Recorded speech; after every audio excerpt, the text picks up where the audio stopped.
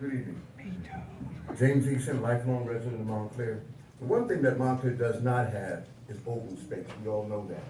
But all development is done in the fourth ward. I would just like to know, what is our future plans for the growth of Montclair?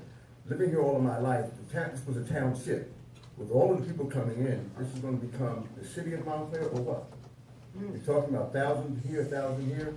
You know, years ago, we got rid of 3 schools, am I correct? And we had to build another school. Why? Because nobody had the foresight to say, well, maybe the town is going to grow. So are we going to have to build more schools and other things like that? This is not the town that I grew up in, to the point to where it was people first and a voice was heard. That's it, plain and simple.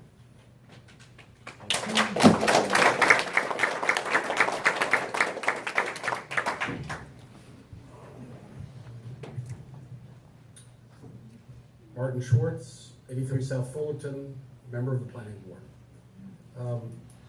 I recognize the frustration of both members of the community and the council at the delays in this project to date.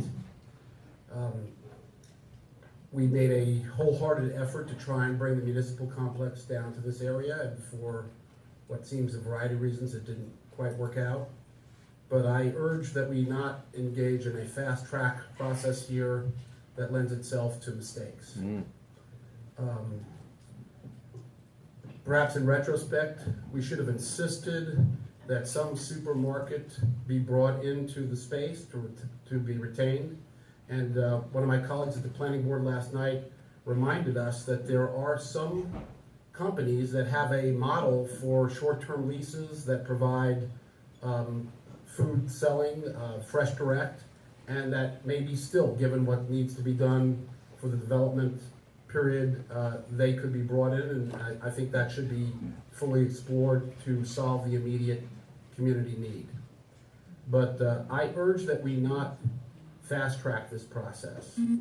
The Planning Board Redevelopment Subcommittee met and, as was indicated here, effectively found this plan presented today not really acceptable and should not be the basis for a redevelopment plan for a variety of reasons. One, that there was no open space, and 2, that it did not fully respect the historic character of the building and work around that as a central focus point to create whatever additional amenities were called for. And I think that guiding philosophy needs to be incorporated into the plan. Now, the council, as the redevelopment authority, is fully within its right to instruct a plan to be written, but I would urge that we go back to the traditional model where the repository for review and consideration go back to the planning board, where we have expertise and the bandwidth to review that. Our past track record of having direct council involvement at the level that would be contemplated has not been a good one. The Sienna was the result of last-second political input, where there had been a full plan created and all the details that had been worked through were jettisoned, and we ended up with the building today.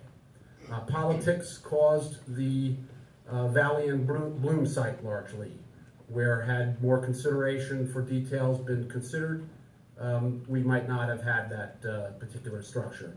The same with the Marlboro Inn. So I would urge that while we need a fast track process to develop a plan, that this not be it, that you kick this back to the planning board for full review and consideration, and that a plan be written that adheres to more of the concerns that have been expressed today, while taking into consideration both the economic and the development aspects needed. Mr. Schwartz, Yes, sir. What do you think we're doing today? I believe that you're setting it up so that the plan, at least as I was told at last night's planning board meeting, the planning board will only be asked to review the draft plan being created. It will